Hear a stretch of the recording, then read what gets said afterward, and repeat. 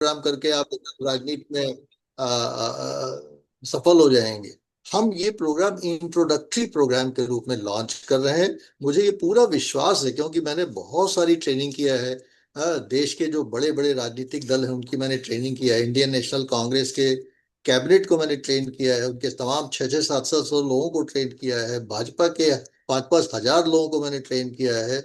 सारी political parties के लोगों को मैं यदा कदा परामर्श देता रहता हूँ, तो मुझे पता है कि हाँ, कहाँ गड़बड़ है, क्या चीज गड़बड़ है, और लोगों को क्या प्रॉब्लम है, पार्टी को क्या प्रॉब्लम है। तो इसलिए मुझे लगा कि ये प्रोग्राम हम लोग शुरू करें। और कम से कम एक छोटे स्तर पे ही सही, बहुत बड़े बड़े इंस्टीट्यूट्स हैं जो लाखों की फीस चार्ज करते हैं, जैसे मैंने आपको बताया ही। तो आप मुझे लगता है कि ये 3 महीने का प्रोग्राम अगर अटेंड करेंगी तो धीरे धीरे आपको खुद ही समझ में आएगा। आप में खुद ही स्वतः प्रेरणा होनी चाहिए कि हाँ, हमारे अंदर ये दमखम है कि हम राजनीति में कूद सकें और राजनीति कर सकें। और आपको जरूर करना चाहिए क्योंकि अच्छे लोगों का राजनीति में आना बहुत जरूरी है। अन्यथा उसी प्रकार से देश चलता रहेगा जैसे कि अभी संसद और विधानसभाओं में आप देखती हैं चल रहा है। तो मेरा तो और यही आपको सुझाव होगा कि आप जरूर इस प्रोग्राम को ज्वाइन करें और खुद सर, अपना असेसमेंट करें कि हम लोग इस प्रोग्राम में कितने सफल हो पाए। और देखिए, ये अपने आप हिंदुस्तान में ये अपनी तरह का पहला प्रोग्राम है जो कि इतने लो कॉस्ट पे स्टार्ट हो रहा है। और उसमें वो सारी चीजें बताई जाएंगी जो कि एक राजनीति में आने के निर्णय लेने तक आपको पहुंचने में मदद करेंगी। तो आप इसको अवश्य जो है वो अगर कर सकें तो करें। और मेरा थोड़ा कब कब हुआ करेगी? है जी। कब कब मीटिंग हुआ करेगी? Per day? ये मीटिंग हम लोग अभी तो यही प्लान किया है, सैटरडे और संडे को हर हफ्ते में 2 दिन क्लासेस होंगे। और ये टाइमिंग यही होगी सर? है जी। टाइमिंग यही होगी क्या, 11 बजे नहीं के नहीं आसपास? नहीं, ये टाइमिंग नहीं हुई, तो वर्किंग टाइम है। पता है कि बहुत सारे तमाम डिग्री कॉलेज के विमेन दे आर पार्टिसिपेटिंग, तो इस प्रोग्राम में वो टाइम तो नहीं रखेंगे, शाम का समय रखेंगे। हाँ, आप जी सभी सर। लोगों से परामर्श करके जो लोग भी इसमें पार्टिसिपेट करेंगे। अभी फिलहाल हम लोग का 19 का जो ओरिएंटेशन प्रोग्राम शुरू हो रहा है, 19 तारीख से, 19 मार्च से, उसमें जी सर। 4 बजे का समय रखा है, 4 से 6 का। लेकिन ओके। जब हम लोग का टीम फाइनल हो जाएगी कि कौन कौन लोग हैं, उनके सुझाव के अनुसार, उनकी सुविधा के अनुसार, ये हम कोई प्रोग्राम थोपने वाले नहीं है, हम लोग साथ चलने वाले लोग हैं। और जितने हमारे पार्टिसिपेंट्स होंगे उनकी सुविधा का ध्यान रख के अगर समय में कोई चेंज अपेक्षित होगा तो उसको करने का प्रयास करेंगे, जिसको जो सभी को सूट करे। मेन चीज तो यही है। नहीं तो जी सर। कभी आप अटेंड कर पाए, कभी ना अटेंड कर पाए, तो ऐसा अटेंड करने से कोई फायदा नहीं है। उसको हम लोग मैडम, इनकरेज भी नहीं करेंगे। हाँ। कभी तो आप चले जाओ बाइक छुड़वा दो। है जी। सर, चार्ज क्या होगा? वो सब चीजें तो आपको मेरे ख्याल से जो सर्कुलर भेजा गया है उसमें दी हुई है। इसका नहीं बहुत नॉमिनल चार्ज है, पूरे कोर्स का चार्ज वैसे तो 10,000 है। लेकिन चूंकि हमारा ये इंट्रोडक्टरी प्रोग्राम है तो इसमें 50% एक प्रकार से इनकरेजिंग डिस्काउंट रखा गया है कि एक सभी लोग इसको अफोर्ड कर सके। 3 महीने का प्रोग्राम। अब आप कंपेटेटिव फीस देखिएगा तो जैसा कि मैं आपको बता रहा था कि अगर आप गूगल करेंगे तो इंडिया के जो टॉप 8 इंस्टीट्यूशंस हैं उसमें हमारे इंस्टीट्यूशन का भी नाम है, centre for the study of society and politics. Google करिएगा तो आपको मिल जाएगा। और जब आप उनके फीस स्ट्रक्चर को देखेंगे तो आपको भी ताज्जुब होगा कि उनका फीस स्ट्रक्चर क्या है। जैसे एमआईटी स्कूल पुणे का फीस जो है 24 महीने का 8 लाख रुपए है। Indian institute of democratic leadership का 9 महीने का फीस 4 लाख रुपए है। Indian school of public policy का 4 महीने का प्रोग्राम 1,32,000 रुपए का है। तो इस प्रकार से बहुत ही एग्जॉर्बिटेंट फीसेस रखे हुए हैं। हम लोग तो 3 महीने का प्रोग्राम केवल 5,000 रुपए का, इसीलिए कि भाई 50% डिस्काउंट करके। हमारा पर्पस कोई पैसा कमाना नहीं है, हम लोग शिक्षक हैं। और इसलिए हमारा केवल भावना ये है कि हम महिलाओं को ये मोटिवेट कर सकें कि भैया, ये जो 33% आरक्षण आपको विधानसभाओं में और लोकसभा में अब मिला है नारी शक्ति वंदन अधिनियम के द्वारा, इसमें कम से कम आप सोचो कि आपको राजनीति में आना है। अगर आप सोचेंगे ही नहीं तो फिर आप राजनीति में आएंगे कैसे? जो लोग एमएलए एमपी हैं उन्हीं के परिवारों की महिलाएं उस स्पेस को ऑक्युपाई कर लेंगी। कहने को नारी शक्ति से सशक्तिकरण हो जाएगा, वो बात वहीं के वहीं रह जाएगी। जैसे मैंने आपको बताया कि एक घर में एक एमपी की जगह दो एमपी हो जाए, एक एमएलए की जगह दो एमएलए हो जाए।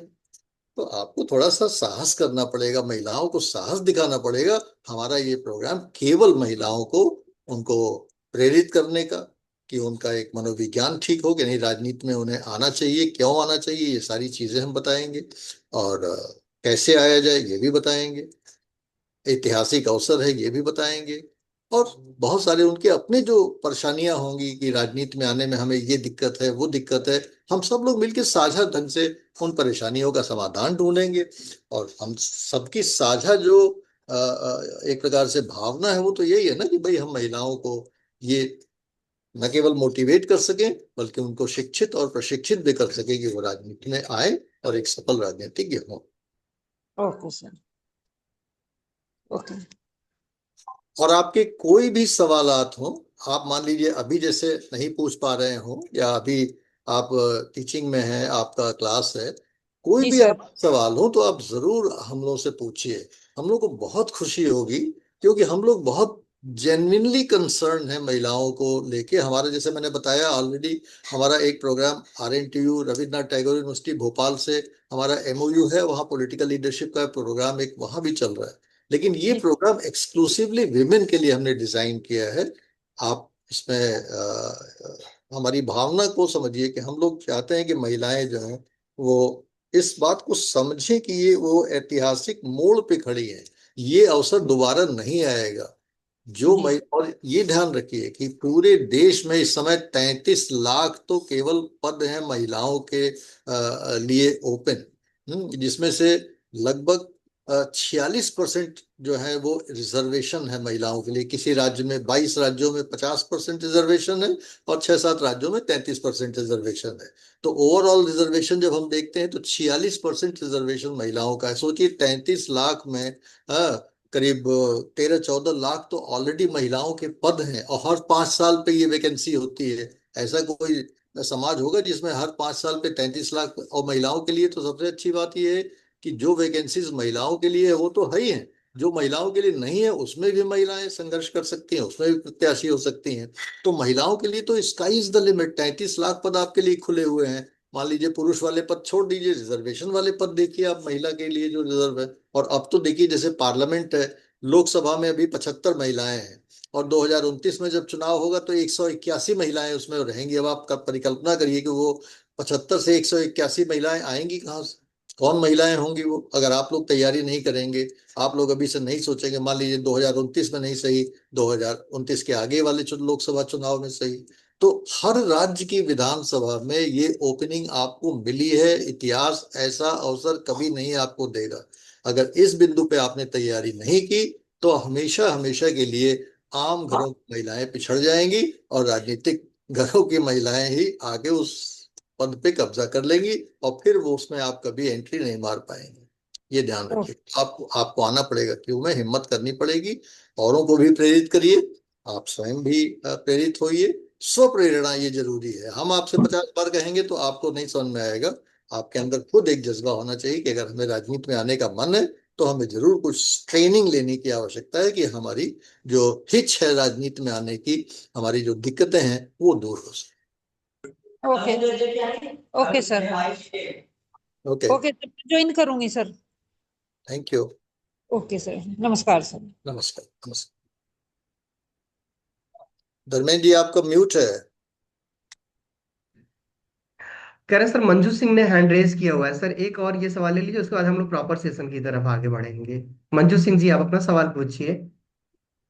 वीडियो भी ऑन कर लीजिए, अभी बहुत संख्या कम है, कोई दिक्कत नहीं आएगी किसी को भी। आप अपना सवाल जी जी। पूछते समय वीडियो ऑन रखें, जी सभी को मेरा प्रॉपर नमस्कार। कम्युनिकेट करने में ज्यादा सुविधा होती है। जी जी सभी को मेरा नमस्कार। मैं मंजू सिंह दिल्ली से हूँ सर मैं।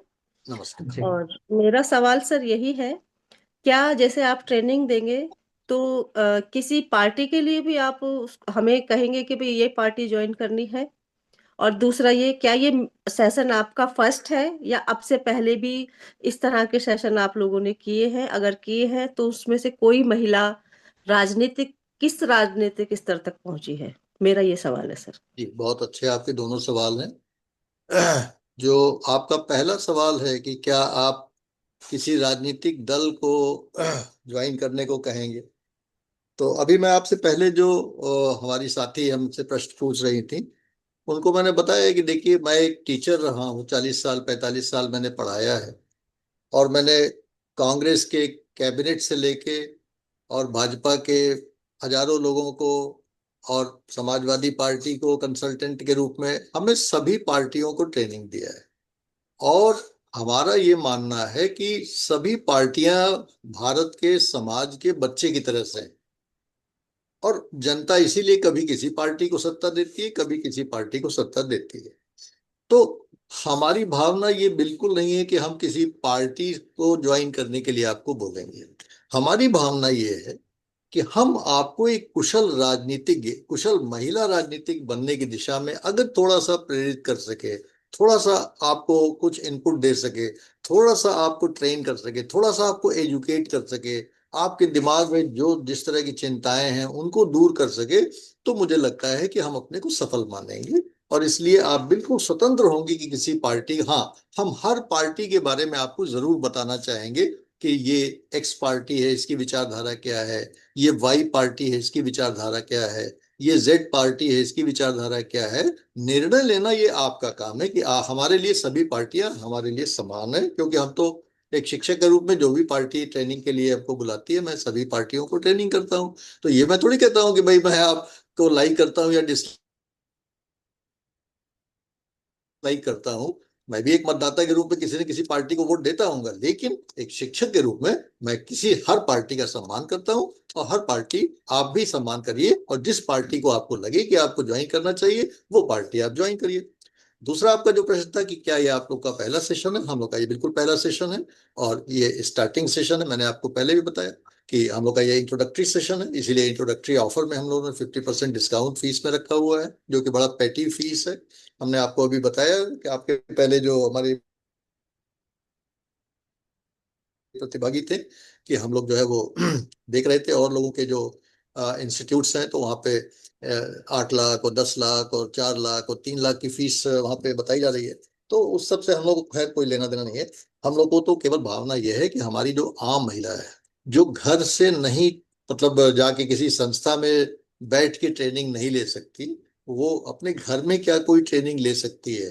क्या घर की दहलीज के अंदर बिना कहीं डिस्टर्ब हुए आए जाए, क्या 1-2 घंटे के लिए हफ्ते में समय निकाल के अपना ट्रेनिंग ले सकती है? और वही सारी चीजें हम लोग भी समझाएंगे जो कि उन इंस्टीट्यूट्स में बताई जाती है।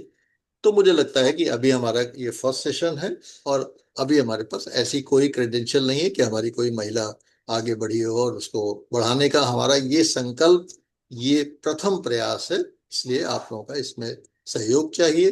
और आप लोग जब इसमें अटेंड करेंगे, आपको लगेगा कि हाँ, 3 महीने के बाद हमने कुछ सीखा है, कुछ हमारे अंदर प्रेरणा आई है कि राजनीति में हम आए, कुछ हमारे अंदर ज्ञान आया है कि राजनीति में आने में क्या कठिनाइयां हैं, कुछ हमारे अंदर ये ट्रेनिंग आई है कि हम उन कठिनाइयों को कैसे दूर करें, तो आप स्वयं ही स्वतः प्रेरित होंगी कि हमको राजनीति में आना है कि नहीं आना है। और अगर आना है तो हमें फर्स्ट स्टेप क्या है, सेकंड स्टेप क्या है, थर्ड स्टेप क्या है, ये आपको हम बताने की कोशिश करेंगे।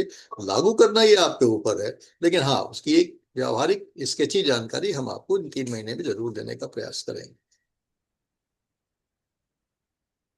चलिए, धन्यवाद सर। बेसिकली बहुत सारे लोग ऐसे हैं जो हम लोगों के साथ पहली बार जुड़ रहे हैं। हम लोग centre for the study of society and politics, basically Kanpur में हम लोग हैं। सर जो हम लोगों के साथ जुड़े हुए हैं, डॉक्टर AK वर्मा नाम है सर का। 40 साल से अधिक सर ने क्राइस्ट चर्च कॉलेज कानपुर में पॉलिटिकल साइंस की टीचिंग की हुई है, और लगभग 2 दर्जन से अधिक देशों में सर को अपने एकेडमिक प्रेजेंटेशंस को प्रेजेंट करने का, 2 दर्जन से अधिक देशों के विश्वविद्यालयों में अवसर मिला हुआ है। सैद्धांतिक और व्यवहारिक राजनीति का एक बहुत ही गहरा ज्ञान रहा है सर को। शुरू से लेके अब तक सर जिस राजनीति की बात करते रहे हैं, वो राजनीति का एक नैतिक पक्ष है। और यही वजह रहा है कि सर कभी किसी पार्टी के साथ, कभी किसी दल की नीति के साथ अपने आप को बांध के नहीं रखे, बल्कि एक बेहतर राजनीति कैसे की जा सकती है, इसके लिए सर ने प्रयास किया। और उसके लिए जब भी किसी पार्टी ने, कभी किसी राजनीतिक कार्यकर्ता ने सर को अप्रोच किया, तो सर ने उसके लिए ट्रेनिंग दी है। हम लोग के साथ जो दूसरे विशेषज्ञ भी जुड़े हुए हैं, mister Sunil Verma sir, marketing का और व्यवहारिक राजनीति का एक बहुत गहरा अनुभव है। आप दिल्ली में बेस करते हैं, आपने सक्रिय राजनीति में भी हाथ आजमाया हुआ है। लेकिन सक्रिय राजनीति की, आज की राजनीति की जो कुछ विभीषिकाएं हैं, जिनको देख के आप कहीं ना कहीं निराश होती होंगी, उन्हीं की वजह से आप भी निराश हुए। और फिर आप लोगों को लगता है कि नहीं, हमें राजनीति की एक ऐसी पौध तैयार करनी चाहिए जो नैतिक राजनीति और आज की राजनीति में भी एक बेहतर तरीके से राजनीति कर सके। मैं सीएसएसपी के असिस्टेंट डायरेक्टर एकेडमिक पद पर कार्यरत हूँ, डॉक्टर धर्मेंद्र प्रताप श्रीवास्तव। बेसिकली जो हम लोगों का काम है, हम लोग रिसर्च की फील्ड में काम करते रहे हैं, सोशल साइंस रिसर्च की फील्ड में। और बहुत सुखद अनुभव होता है सर। आज एक दिल्ली के देश बंधु कॉलेज, अभी दिल्ली से ही बात हो रही थी मैम से, दिल्ली से देश बंधु कॉलेज के एक टीचर हैं अवध नारायण सिंह, और उन्होंने धन्यवाद दिया है कि हमारा आईसीएसएसआर का प्रोजेक्ट सैंक्शन हुआ है। और इसके लिए हम डॉक्टर ए के वर्मा और सीएसएसपी की टीम को धन्यवाद ज्ञापित करते हैं, इसलिए कि आपकी ट्रेनिंग ने हमारे लिए वो काम किया है कि हम सफल हो पाए हैं पिछले 3 सालों से। और सच कहें तो ये और भी बहुत पहले से सर के दिमाग में ये बात चलती रही है कि केवल सामाजिक संस्कृति को या फिर शैक्षणिक संस्कृति को सुधार के हमारे यहाँ काम नहीं चल पाएगा। क्योंकि जो निर्णय होते हैं हमारे यहाँ, जो मूल्यों का निर्धारण होता है हमारे यहाँ, वो राजनीतिक व्यवस्था के माध्यम से होता है। इसलिए जरूरी है कि हम राजनीतिक संस्कृति पर भी काम कर सकें। राजनीतिक संस्कृति को जब हम देखते हैं तो हमको केवल एक चीज दिखाई देता है। हम बड़े सहजता के साथ ये कह लेते हैं कि राजनीति तो धूर्तों और मक्कारों की शरणस्थली है। हमारे जैसे लोग राजनीति से अपने आप को दूर रखना चाहते हैं, और यही स्थिति है कि हम सारे लोगों ने राजनीति से दूरी बनाई हुई है। सच ये है कि यही दूरी जो हम बना के रखे हुए हैं, इसीलिए राजनीति उन लोगों के लिए ही केवल बन के रह गई है जो लोगों को राजनीति में नहीं होना चाहिए। आज के डेट में राजनीति करने के दो ही माध्यम हैं। या तो हमारे घर में कोई बड़ा नेता रहा हो, हम उसकी पत्नी हो, पुत्री हो, बेटी हो, बेटा हो, बड़ी सहजता से हम राजनीति कर ले जाते हैं। या हमारे पास बहुत पैसा हो, तो एक आध चुनाव हम पैसे के दम पे निकाल ले जाते हैं। सहज और सामान्य लोग राजनीति में अपना स्थान बना नहीं पाते। क्यों नहीं बना पाते? इसलिए कि उनके पास राजनीतिक तरीके भी नहीं मालूम है, राजनीतिक ज्ञान भी नहीं है, और जो बाकी संसाधन है वो भी नहीं है। फिर एक बड़ी सोच के बाद, एक बड़े चिंतन और मंथन के बाद सीएसएसपी में सर की अपनी एक सोच बनी कि अगर हम लोगों को ट्रेन कर सके राजनीतिक तौर तरीकों में, तो ऐसे लोग भी जिनके पास संसाधनों का अभाव है, जिनके पास पैसे की कमी है, जिनके पास पारिवारिक कोई बैकग्राउंड नहीं है, ऐसे भी लोग राजनीति कर सकते हैं।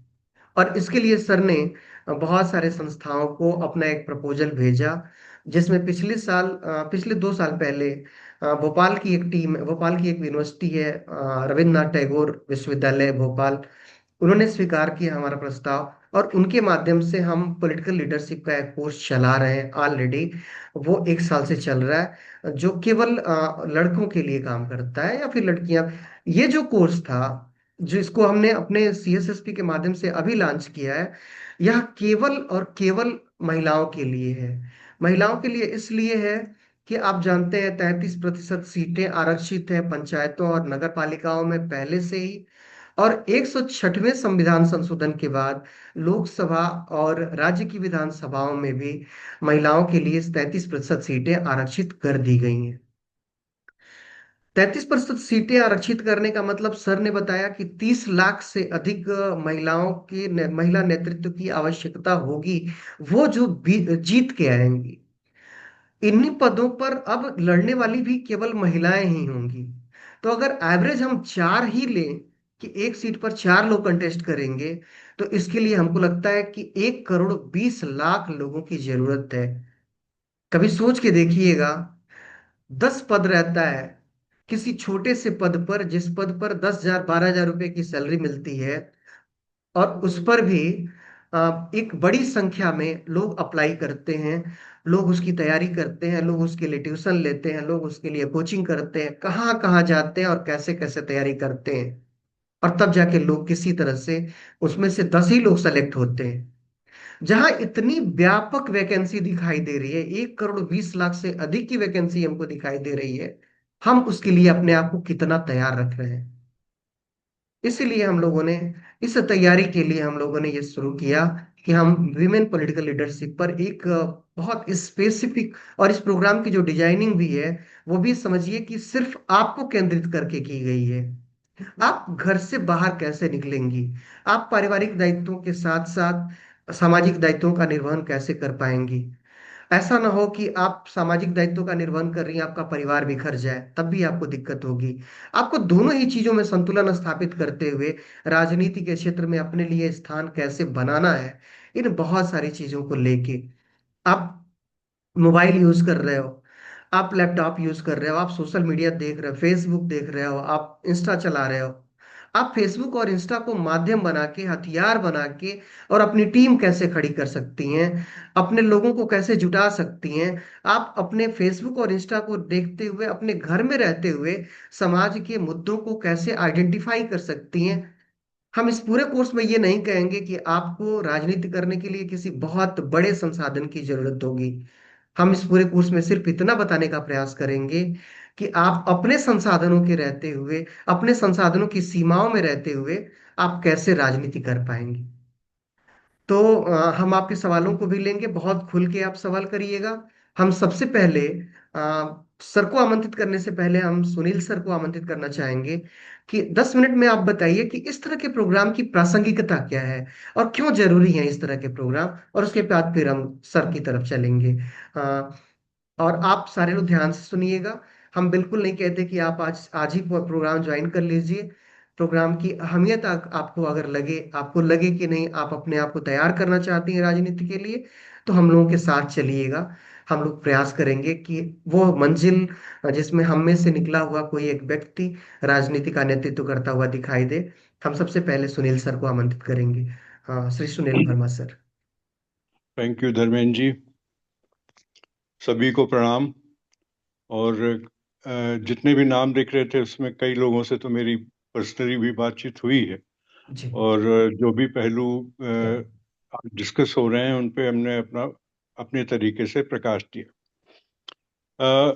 जिंदगी में अक्सर ये होता है कि हम समझ नहीं पाते हैं कि जो चीज़ हमारे सामने है उसकी इम्पोर्टेंस क्या है, और वो चीज़ थोड़ी देर के लिए गुजरती है एक मूविंग वॉल की तरह, और उसके बाद वो गायब हो जाती है, और बाद में हमें रियलाइज होता है कि ये तो चीज़ ऐसी थी। जब लोग कहते हैं कि यार वो चीज़ हमने देखी बहुत अच्छी थी, लेकिन तब तक वक्त निकल चुका होता है और सब लोग बस रिपेंट करने की स्थिति में रहते हैं कि ये हमसे कैसे मिस हो गई। आज का जो प्रोग्राम है और उस प्रोग्राम का जो ब्रीफ है, जो डॉक्टर वर्मा ने और डॉक्टर धर्मेंद्र ने बहुत ही एक्सप्लिसिटली सबके सामने रखा, उसका सिर्फ ध्येय यही है कि वो जो वंचित कैटेगरी है जिसके बारे में सरकार ने तो सोच लिया, लेकिन उसका कैसे निर्वहन होगा, कैसे लोगों को आगे लाया जाएगा, ये कोई जादू की छड़ी तो है नहीं कि एक दिन हिलाया और वो चालू हो गए।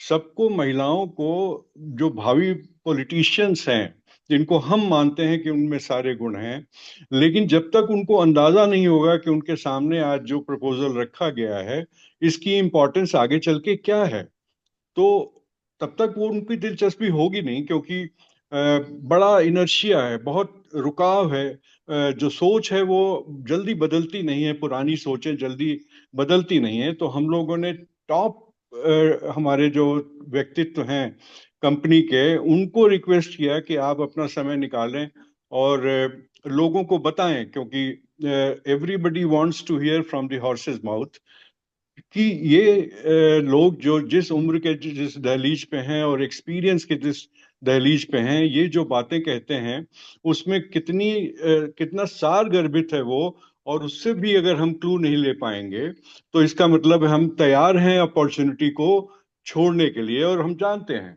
कि दरवाजे पे हर व्यक्ति के एक बार तो अपॉर्चुनिटी आती है, and we have to be smart enough to identify कि ये वही अपॉर्चुनिटी है क्या जो हम नॉक करें और हम उसको पकड़ लें, ग्रैब कर लें। शायद सोचिएगा इस मीटिंग के उपरांत जो बातें हमने कही हैं आज, इन 3 लोगों के द्वारा कही गई हैं CSSP की तरफ से, उसमें आप सोचिएगा कि हमारा निस्वार्थ जो सेवा भाव है उसको हम इसी तरह से मानते हैं, क्योंकि हमारा पैसा कमाना या कोई बहुत बड़ी ऑर्गेनाइजेशन खोल लेना ये ध्येय नहीं है। ध्येय ये है कि वो महिलाएं जो अभी तक इग्नोर्ड हैं, जिसको सरकार ने आइडेंटिफाई किया और प्रॉपर उसका रिजर्वेशन बिल पास हुआ, अब उसके लिए सेकंड लाइन ऑफ जो एक्शन है वो हमारे ऐसे लोगों के लिए जरूरत है कि हम क्या करें ताकि वो औरतें जो अभी घर से निकली नहीं हैं उनको एक अपॉर्चुनिटी मिले और ये जो 33% रिजर्वेशन है उस रिजर्वेशन में अपने आप को कहीं वो देख सकें। अब ऐसे तो इतना कॉम्पिटिटिव फील्ड है, नॉट इजी कि कोई भी घर से उठे और पार्लियामेंट में हो या असेंबली में या और छोटे स्तरों पे वो पहुंच जाए। नॉट पॉसिबल, हिम्मत ही नहीं होगी। उस हिम्मत को जागृत करने के लिए, वो हौसला बनाने के लिए, वो फ्यूचर दिखाने के लिए कि जो जिसमें कोई कहानी नहीं है, एकदम सत्य है, वो सिर्फ समझाने के लिए, क्योंकि और कौन समझाएगा। हमारे ऐसे लोग अगर कल को, ये तो बड़ी अपॉर्चुनिटी है कि आज कंपनी के जो टॉप लोग हैं वो आपसे बातचीत कर रहे हैं। जब ये बातें प्रिमिटिव स्टेज पे होती हैं तो संभव हो जाती हैं, लेकिन जैसे ही ये क्लिक करता है तो ये संस्था का साइज कितना बड़ा हो जाता है। तो फिर शायद डॉक्टर वर्मा की जगह कोई और बोलेगा या डॉक्टर धर्मेंद्र की जगह कोई और ये बातें बताएगा। तो जो pleasure of meeting the top people of the company, ये भी एक बहुत बड़ा अपने आप में मुझे लगता है। जब भी मैं बात करता हूँ लोगों से और संस्था के टॉप लोगों से बात करता हूँ तो मुझे बड़ा फक्र महसूस होता है कि चलो आज ये वक्त है कि हम लोग ने उस संस्था, अब आज तो ठीक है आप लोगों को समझ में आ रहा है कि लोगों ने अप्रोच किया, मीटिंग कर रहे हैं, बता रहे हैं, लेकिन कल को जब इसमें बैच शुरू होगा 19 को, हमारा 19 मार्च को इंडक्शन होगी, उस समय भी आप लोग ज्वाइन करिए और देखिए कि क्या पोजीशन है। कि हमें उसमें चेक करना पड़ रहा है नंबर, कि बहुत ज्यादा नंबर हम बढ़ाना नहीं चाहते, ताकि इंडिविजुअल अटेंशन ऑनलाइन में वैसा नहीं रहता, लेकिन फिर भी हमारा एक प्लानिंग ये है कि हम इंडिविजुअल अटेंशन एक एक व्यक्ति को, एक एक पार्टिसिपेंट को हम पर्सनली अटेंड करें, उनकी क्वेरीज सॉल्व करें और डे टू डे बेसिस पे, यानी कि वीकली बेसिस पे, जैसे क्लास हमारे होते हैं सैटरडे संडे, जब भी हो तो हमारा एक छोटा सा ग्रुप इंटरेक्ट करे और अब साल वो वीक भर की जो समस्याएं हैं या जो प्रॉब्लम हैं उनको, उनसे जुड़ाव हो, उसका समाधान निकले।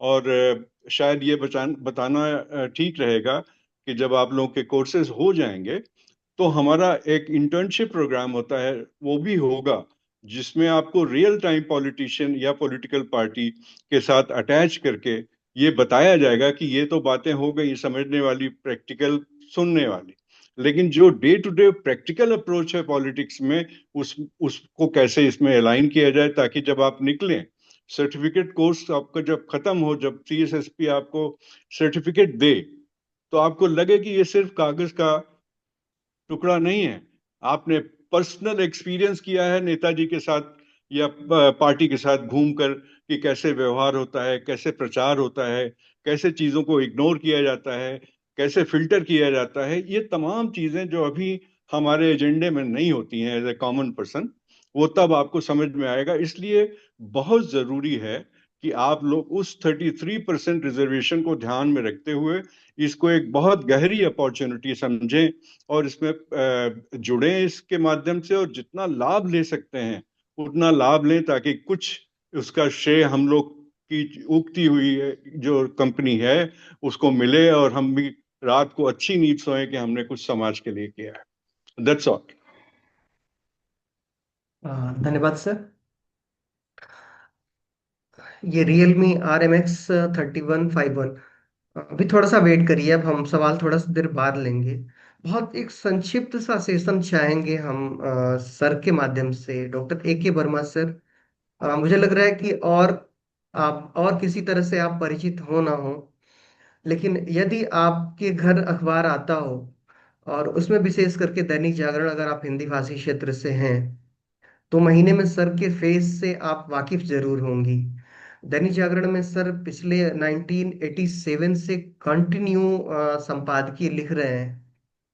तो ऐसे आप कोरिलेट हो पा रही हो ना हो पा रही हो, लेकिन जरूर अगर अखबार में आपकी नजर पड़ी होगी तो सर को जरूर आपको रिलेट कर पा रही होंगी। आप डॉक्टर ए के Verma sir, director centre for the study of society and politics, Kanpur से। और बहुत आज एक सुखद समाचार हम लोगों को मिला कि गूगल ने सीएसएसपी को पॉलिटिकल ट्रेनिंग के फील्ड में आइडेंटिफाई किया है और देश की 8 बड़ी संस्थाओं में से 7वें नंबर पे हमको रखा है कि ये ऐसी संस्थाएं हैं जहां से पॉलिटिकल ट्रेनिंग दी जा सकती हैं, और बड़े विश्वसनीय तरीके से, जहां जिनके पॉलिटिकल ट्रेनिंग प्रोग्राम पर यकीन किया जा सकता है। तो मैं बहुत ब्रीफली प्रेजेंटेशन के लिए सर को आमंत्रित करूंगा कि सर, जो भी ऑडियंस है हम लोगों के पास, जो लोग अभिलाषी हैं, जो लोग चाहती हैं कुछ कर गुजरना देश के लिए और राजनीतिक नेतृत्व के लिए, अपने संवर्ग के लिए, उनको संबोधित करते हुए आप क्या कहना चाहेंगे और उन्हें किस तरह से आमंत्रित करेंगे? सर, डॉक्टर ए के वर्मा सर। धन्यवाद धर्मेंद्र जी। पहले तो मैं अपने इस प्रोग्राम में जितने भी लोग, चाहे उनकी संख्या कम ही क्यों ना हो, लेकिन सबसे पहले तो उनका आभार ज्ञापित करेंगे कि भाई उन्होंने हम लोगों के आमंत्रण को स्वीकार किया और शिरकत की इस प्रोग्राम में। और बेसिकली जो ये एक प्रोग्राम था वो एक मोटिवेशनल प्रोग्राम है कि हमारी संस्था के बारे में आपने बताया कि हम लोग क्या करते हैं बेसिकली। और पिछले 20-22 साल से हमारी संस्था काम कर रही है। तो अब प्रेजेंट पे जो ये नारी शक्ति वंदन अधिनियम पिछले वर्ष 2025 में शायद पास हुआ, सितंबर जी। 2025 में। तो ये एक बहुत ही चौंकाने वाला अधिनियम था, क्योंकि बहुत समय से महिलाओं को 33% रिजर्वेशन की मांग चल रही थी। और अब आप ये समझें कि ये एक ऐसा ऐतिहासिक अपॉर्चुनिटी है कि मुझे लगा कि महिलाओं को तो छोड़ दीजिए, पुरुष ही राजनीति में आने की नहीं सोचते हैं। और जो लोग सोचते हैं उनका एक कुछ निफेरियस एजेंडा होता है, स्वार्थी एजेंडा होता है। लेकिन राजनीति तो एक ऐसी चीज है कि जो कॉन्फ्लिक्ट रेजोल्यूशन की बात करती है कि राजनीति है ही क्या। अगर राजनीति खराब होती, राजनीति गंदी होती, तो कोई तो देश ऐसा होता जहां राजनीति नहीं होती। तो राजनीति खराब नहीं है। राजनीति तो कॉन्फ्लिक्ट रेजोल्यूशन मैकेनिज्म है कि कैसे संघर्षों का समाधान समाज में हो। और संघर्षों का समाधान समाज में हो, इसके लिए आपको बौद्धिक निर्णय लेना पड़ेगा। और बौद्धिक निर्णय लेने के लिए उसमें पढ़े लिखे लोग होने चाहिए, अच्छी भावना वाले लोग होने चाहिए, अच्छे संस्कारों अच्छे विचारों वाले लोग होने चाहिए। हमारे देश में पिछले 75 साल में कुछ ऐसा हुआ कि जो अच्छे लोग जिनको हम कह सकते हैं, ऐसा नहीं कि राजनीति में अच्छे लोग हैं ही नहीं, लेकिन उनकी संख्या बड़ी सीमित है। वो फिंगर टिप्स पे है एकदम से। ज्यादातर लोग, अक्सर हम लोग पढ़ते हैं कि अपराधी हैं तो करोड़पति हैं तो ये हैं तो वो हैं, क्रिमिनल्स हैं, और अच्छे लोग नहीं हैं। ऐसा राजनीति पे देखने को भी मिलता है। जब संसद की आप बहसें देखते हैं, जब विधानसभाओं की आप बहसें देखते हैं, तो आपको महसूस भी होता है कि हाँ, इस प्रकार के लोकतंत्र की और इस प्रकार के जनप्रतिनिधियों की हम लोगों ने परिकल्पना नहीं की थी अपने देश में, कि हमारा लोकतंत्र ऐसा होगा जिसमें कि लोग बजाय तर्क वितर्क करने के आपस में एक दूसरे पे आरोप प्रत्यारोप करेंगे। तो आरोप प्रत्यारोप से लोकतंत्र नहीं चलता है। हमें अपनी बात ही तो कहनी है। अगर हम आपसे असहमत हैं तो क्यों ना बहुत ही तहजीब से हम अपनी बात को कहें, जिससे कि आपकी बात से हम असहमत हैं, हम ये कह सकते हैं। हमें चिल्लाने की, अपशब्द प्रयोग करने की, झुंझलाने की, आरोप करने की जरूरत क्या है? आपने अगर कोई बात कही, मैं आपसे निवेदन कर सकता हूं कि नहीं, मैं आपकी बात का सम्मान करता हूं, लेकिन मैं आपसे असहमत हूं, मेरी सोच ये है। बात तो यही है ना। तो अपनी बात ही तो कहना है, तो बहुत ही संजीदगी से बात क्यों ना कही जाए। और बात बिल्कुल अपना पक्ष आप रखिए। उसमें लोकतंत्र तो आपको इजाजत देता है कि भाई डेमोक्रेसी जो है वो डिसेंट पे आधारित थी, वो तो सहमति पे आधारित है। इसीलिए हमारे लोकतंत्र में विपक्ष का, एक विपक्षी दल का नेता होता है जो कैबिनेट की स्टेटस दी जाती है कि वो भी इतना महत्वपूर्ण है जितना कि प्रधानमंत्री का या उसके मंत्री महत्वपूर्ण है। तो हम लोगों की भावना यही है कि अच्छे लोग राजनीति में आए, एक तो ये है। दूसरा, महिलाओं के लिए जो ये अवसर पैदा हुआ उसमें हम लोगों को लगता है कि अगर हमने महिलाओं को नहीं चेताया इस बिंदु पर, तो 2029 के बाद जो भी चुनाव देश में होंगे, 2025 में नारी शक्ति वंदन अधिनियम पैदा हुआ, उस नारी शक्ति वंदन अधिनियम में लिखा हुआ है कि जो अगला डिलिमिटेशन होगा, उस अगले डिलिमिटेशन के बाद महिलाओं की सीटें ईयर मार्क कर दी जाएंगी। जैसे मैं आपको उत्तर प्रदेश का उदाहरण देता हूं कि उत्तर प्रदेश में 403 विधानसभा क्षेत्र हैं। अब 403 विधानसभा क्षेत्र में थोड़ी सी महिलाएं उसमें हैं।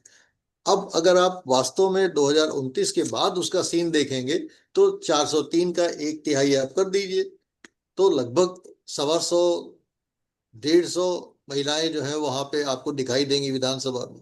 लोकसभा की अब हम बात करें तो लोकसभा में आपको पता है 543 सीटें हैं, और आज उस तारीख में उसमें 75 महिलाएं हैं केवल। 2029 का जो चुनाव होगा उसमें 181 महिलाओं का उसमें निर्वाचन होगा। तो सवाल ये है कि 2029 से गेम चेंज हो रहा है। उस गेम चेंज में आपको अपने को तैयार करना है कि क्या आपकी भी कोई वहां पे अहमियत है कि नहीं है। आम घर की भी महिला संसद में, लोकसभा में जा सकती है कि नहीं जा सकती है। आम घरों की महिलाएं भी क्या विधानसभा में जा सकती है कि नहीं जा सकती।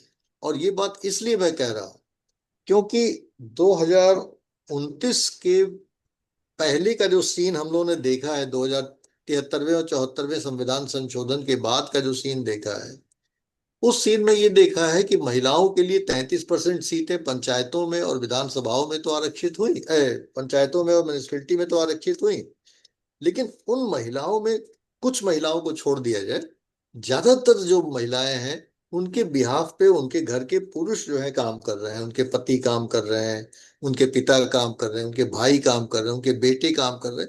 महिला को घर के अंदर रख दिया गया है और केवल एक नेम से उसको एम्पावरमेंट दे दिया गया है। ये पॉसिबल ग्रास रूट लेवल पे तो हो गया, क्योंकि वहां पे चलिए भाई लोगों का अपना परिचय है, रसूख है, अब वो ऐसा कर ले जाते हैं। विधानसभा में ये नहीं होने वाला है, लोकसभा में ये नहीं होने वाला है।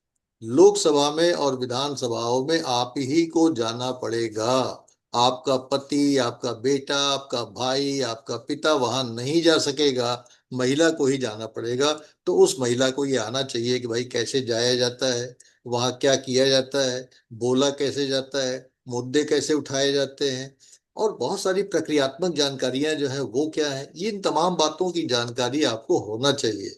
और सबसे बड़ी बात कि आपको आज की तारीख में अब अपने दिमाग में ये बैठाना है कि वैसे तो महिलाओं के साथ एक एडवांटेज ये है कि महिला की जो आरक्षित सीटें हैं वहां तो उनको केवल महिलाओं से ही स्पर्धा करना है, लेकिन जो पुरुष सीटें हैं, कोई पुरुष सीट नहीं है, सब जनरल सीटें, उसमें सभी सीटों पे सभी महिलाएं जो है भाग ले सकती हैं। हाँ, है बेटा, इसको दे दो पापा को, फोन आ रहा है किसी को, पापा को दे दो। जाओ।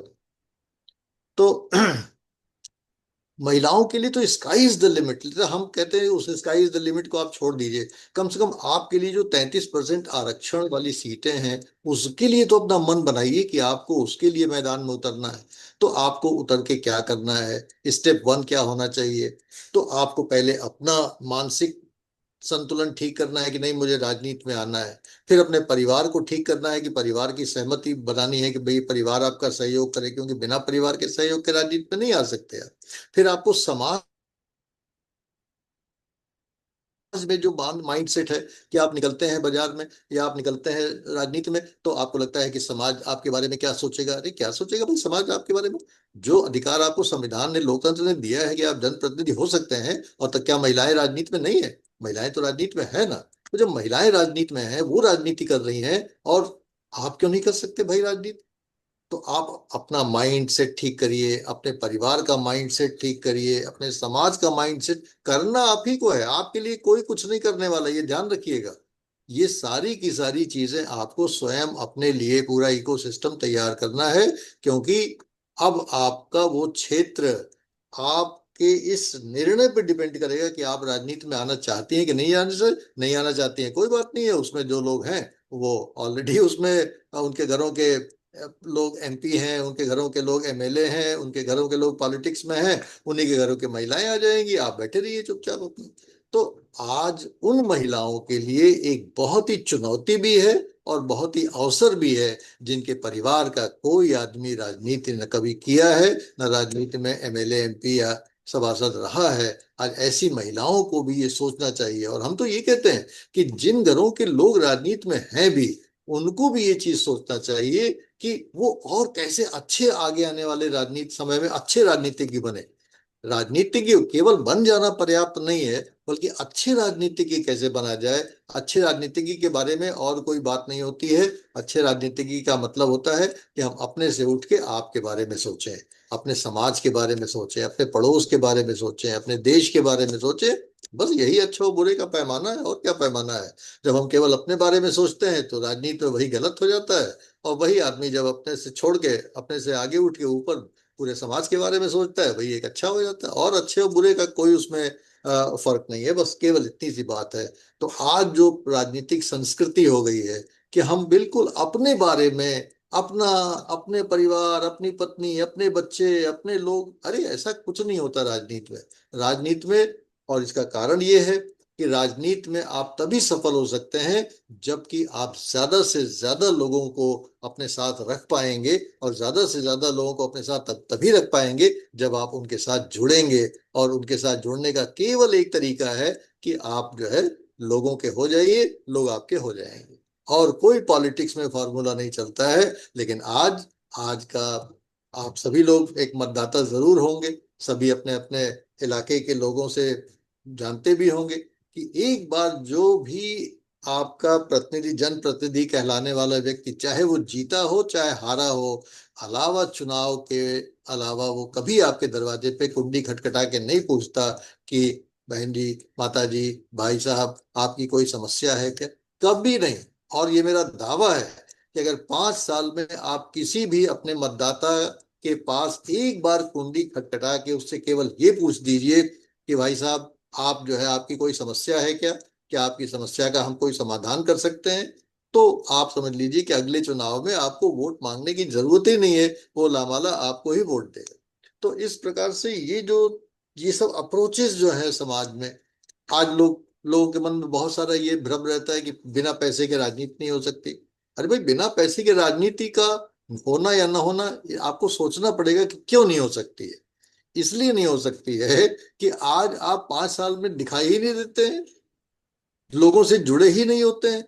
तो आप पैसे के बलबूते पे वोट खरीदना चाहते हैं। लेकिन लोग से अगर आप 5 साल काम करें, 5 साल मेहनत करें, 5 साल लोगों से जुड़े, तो आपको पैसे की क्या जरूरत है।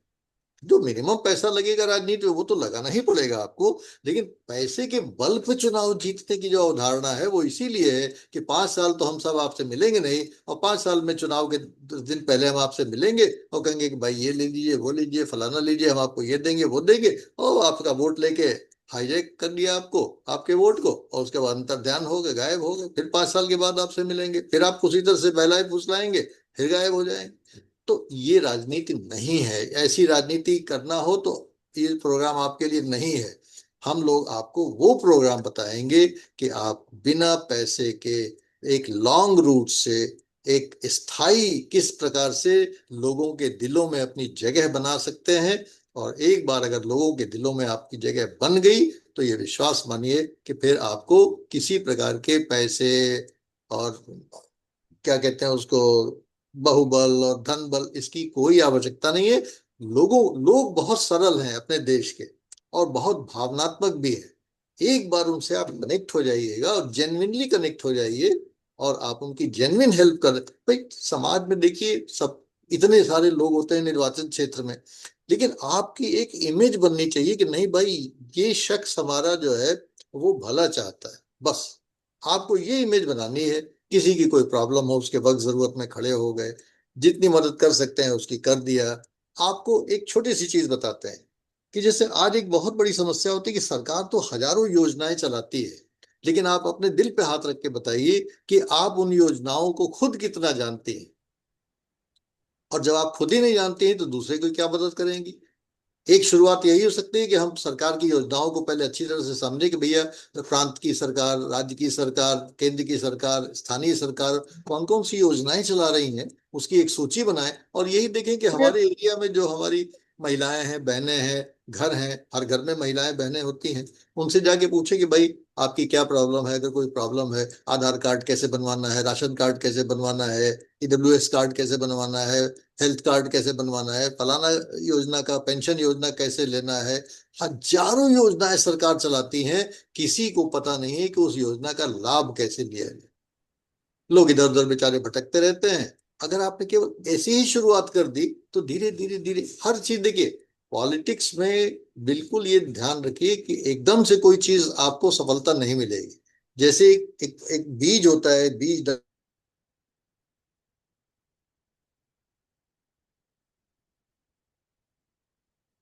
डालते हैं, फिर पौधा थोड़ा सा निकलता है, बहुत क्विक रास्ते से है, उनको पैसा चाहिए कि पैसे के बलबूते पे आए और महीने भर में उन्होंने अपना जो है काम किया और महीने भर में काम करके वो अपना जो है चले गए।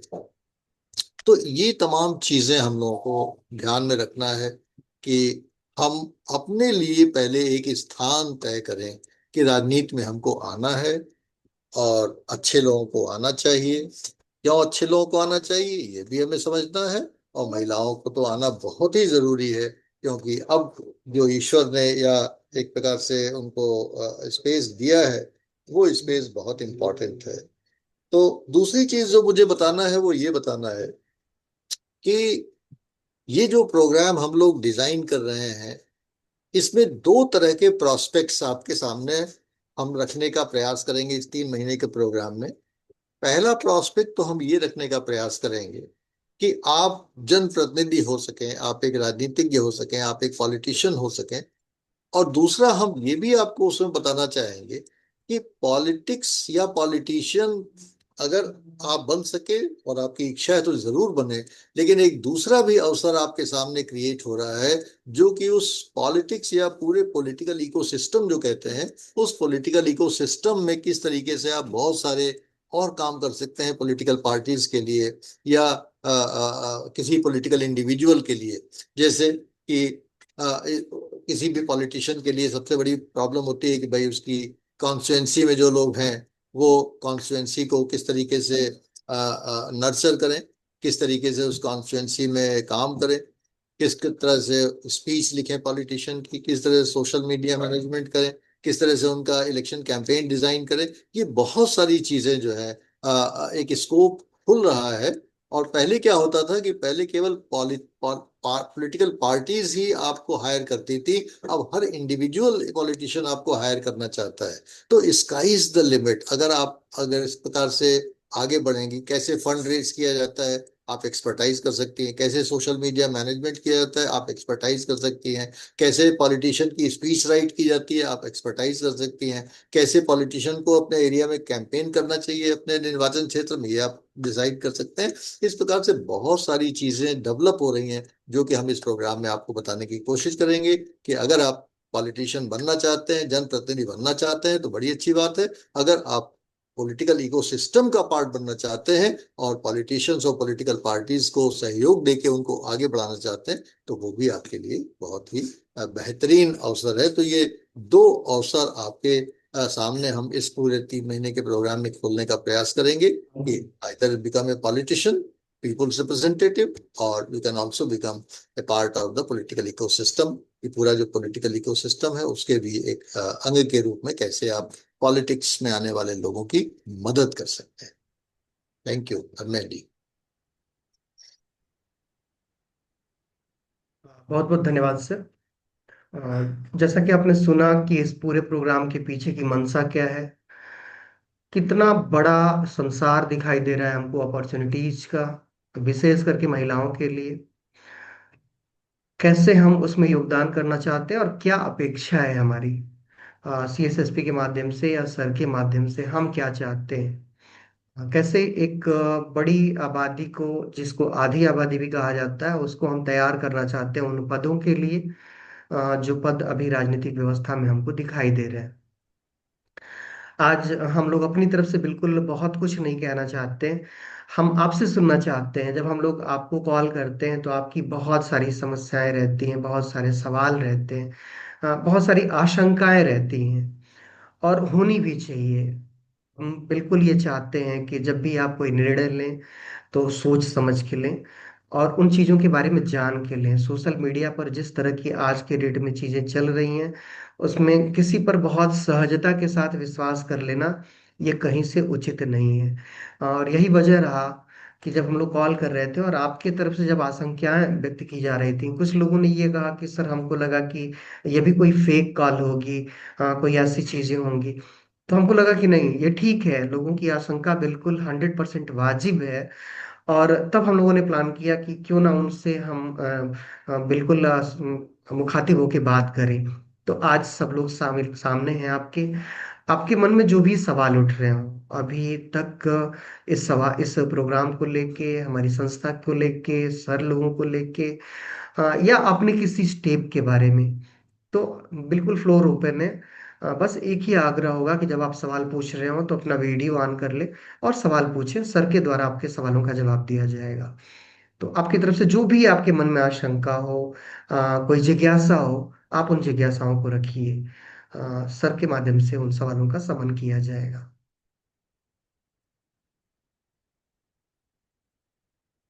अर्चना जी आप कुछ पूछना चाह रही हैं?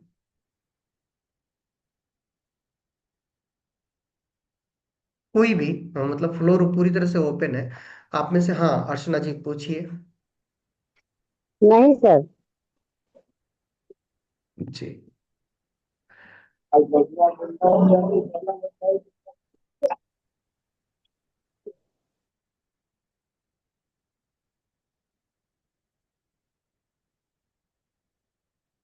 और किसी का कोई सवाल, कुछ भी आपके जहन में जो चल रहा हो इस प्रोग्राम को लेके? गीता जी हैं, राधिका जी हैं, वर्षा, किरण दुबे, और भी लोग हैं।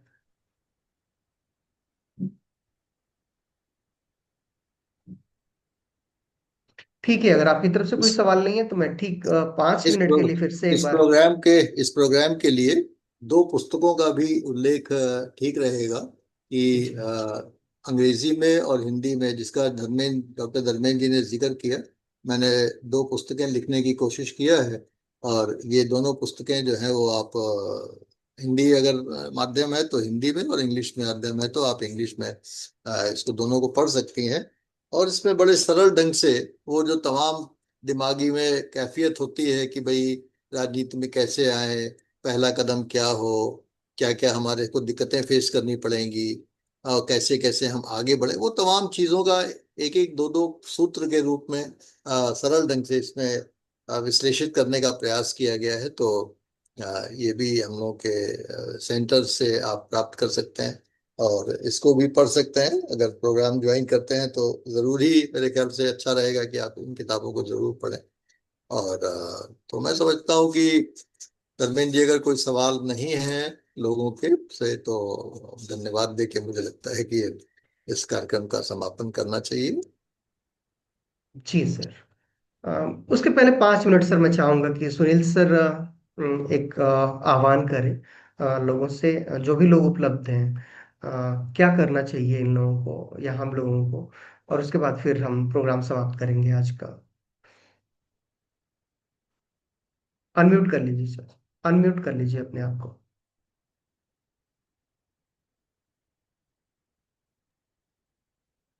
हम लोगों ने अपने काबिलियत के हिसाब से, अपने तजुर्बे के हिसाब से, जितना भी सरल भाषा में हो सकता है, इस बात की अहमियत बताने की कोशिश की गई है कि कितना इम्पोर्टेंट है ये चीज़। और शायद लोग जो पार्टिसिपेंट्स हैं उनके दिमाग में ये ना आ रहा हो कि सारे लोग ये बोल रहे हैं कि इसको ज्वाइन करना बहुत ज़रूरी है। देखिए, आज आप नहीं, हमारी जो सीट्स हैं वो कल भरेंगी, परसों भरेंगी, हो तो जाएंगी। और हम भी, हमारी भी आशा ये है कि हम बहुत ज्यादा क्राउड नहीं इकट्ठा करें। जो लोग हों, जेन्युइन हो, जिनकी जेन्युइन समस्या हो, ये इच्छा हो कि वो राजनीति में आना चाहते हैं, तो करें। लेकिन कभी भी अपॉर्चुनिटीज को अंडर एस्टिमेट नहीं करना चाहिए, नहीं तो बाद में अफसोस होता है। और अगर ऐसे अफसोस की स्थिति आप लोग के दिमाग में भी आए कभी, तो धर्मेंद्र जी का नंबर या CSSP में जो नंबर्स हैं, आप लोग उसको करें। और अभी अगर आपको लगता है कि कनेक्ट करना चाहेंगे एक आधे घंटे बाद या 1 घंटे बाद किसी एक व्यक्ति विशेष से, हम तीनों में से, तो फील फ्री, कोई दिक्कत की बात नहीं है। हम अवेलेबल हैं आज इसी काम के लिए। और कोई लास्ट मिनट में या कोई बाद में आफ्टर थॉट आता है कि जो लगता है कि यार ये बात रह गई, इसकी चर्चा तो हुई नहीं, पूछ लेते, आप बेहिचक फोन करिए और पूछिए इस बात को। हम लोग बड़े will be please to answer your questions. और एक बहुत ही एल्डरली, किसी भी रिश्ते को समझिए पिता स्वरूप भी होता है, तो आदमी, मैं कहने को तैयार हूं कि उस हैसियत से भी ये मशवरा करता हूं कि ये this is a real time opportunity, और इसको अवेल करिए। बाद में आपको अच्छा लगेगा कि ये आपका फैसला अच्छा था। बहुत ज्यादा और कहने की जरूरत मुझे नहीं महसूस होती है। जी। तो बहुत बहुत धन्यवाद सुनील सर आपका। मैं सबके प्रति विनम्रता से कृतज्ञता ज्ञापित करना चाहूंगा कि सब लोग बगैर किसी पूर्व नोटिस के 1 घंटे पहले हमने लिंक डाला और सब लोग ज्वाइन हुए। कुछ लोग ज्वाइन करते रहे, छोड़ते रहे, फिर भी लोगों ने वक्त निकाला। आप अपने लिए गंभीर हो रहे हैं, अपने देश की व्यवस्था के प्रति गंभीर हो रहे हैं। जो अवसर दिखाई दे रहे हैं हमको, उन अवसरों के प्रति आप गंभीर हो रहे हैं। ये मुहिम है, आज शुरू हो रही है, कल मुकाम भी हासिल करेगी, और इसमें से आप सभी हमारे सहगामी बनेंगे। मैं सभी के प्रति कृतज्ञता ज्ञापित करता हूँ, और विशेष कृतज्ञता ज्ञापित करता हूँ सुनील से सर के प्रति कि आप अपने व्यस्ततम क्षणों में से भी हम लोगों के प्रति समय निकालने के लिए उपस्थित हुए। और सर के लिए मैं कभी कृतज्ञता ज्ञापित नहीं करता, इसलिए कि मैं सर के लिए जब भी बात करता हूँ तो मैं ईश्वर से प्रार्थना करता हूँ कि ईश्वर ने ये नेमत दी है हम लोगों को। हम रिसर्च की फील्ड में होते हैं तब भी, एकेडमिक फील्ड में होते हैं तब भी, और सोशल कल्चर के लिए जब काम कर रहे होते हैं तब भी, हमको ये लगता है कि ईश्वर के प्रति बड़ा कुछ रहा होगा हम लोगों का, इस पीढ़ी का, कि ईश्वर ने हम लोगों को डॉक्टर A.K. वर्मा सर जैसी विभूति दी है। तो मैं ईश्वर को धन्यवाद ज्ञापित करता हूँ, और उसी से आग्रह करता हूँ कि सर को स्वस्थ रखिए, हम लोगों के बीच उपलब्ध रखिए, और ये सिलसिला ऐसे ही चलता रहे। हम उम्मीद करते हैं कि आप लोगों में से बहुत सारे लोग हम लोगों के साथ चलने के लिए तैयार होंगे। आप सभी का बहुत बहुत आभार, सादर प्रणाम। थैंक यू धन्यवाद एवरीबॉडी, सर। सभी लोगों को नमस्कार। Thank you. Thank you.